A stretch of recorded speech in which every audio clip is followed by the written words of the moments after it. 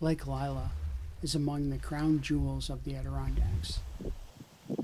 The lake is ringed with beaches, the scenery is outstanding, and the history of the place, both the recent human history and the epic story of the glaciers, is readily seen. One negative, or maybe it's a positive, is that getting there is a bit messy. The Lake Lila access road is rough and it can be muddy. It's nearly 6 miles in from the Sabattis Road, and it's a long, slow drive.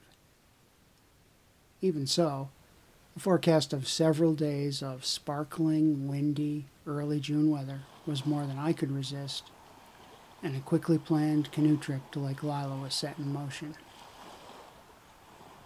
I wanted to go to Lila specifically to take a day and paddle up Shingle Shanty Brook. This brook enters state land from the Shingle Shanty Preserve and Research Station and is among the most pristine in the Adirondacks. Satellite images going back to before the 1995 microburst show a couple hundred acres with an open canopy and only scattered trees along the canoe carry trail between Shingle Shanty Brook and Lilypad Pond. I was hoping to see what made this place different. The cause is not entirely obvious, at least not to me. This area burned in 1903, and in some places those fires were so intense that the thin layer of organic topsoil was destroyed. The last glacial retreat left a deep sand and gravel layer over a broad swath east of Lake Lila.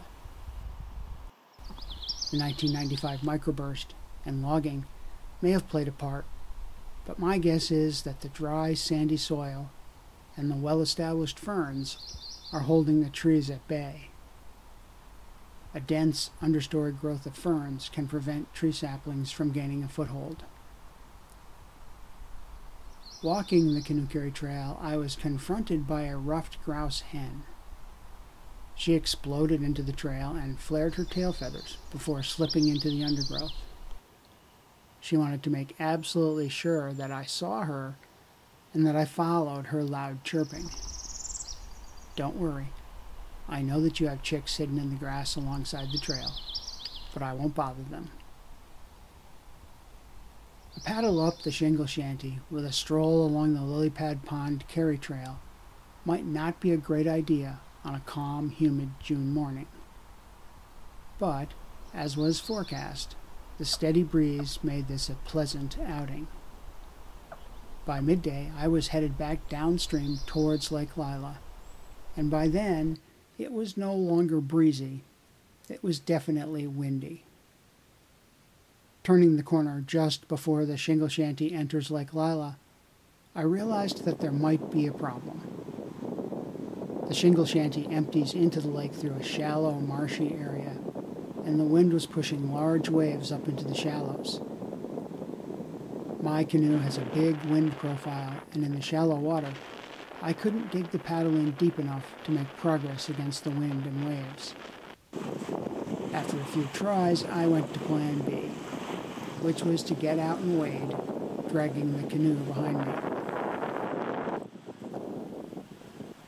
I knew ahead of time that it was going to be windy, so I had picked a campsite only a quarter of a mile from the mouth of the brook. Leaving the canoe on the beach, I waded and bushwhacked my way back to the campsite. As the wind dropped at dusk, I was able to retrieve the canoe and settle in for the second spectacular sunset of this trip.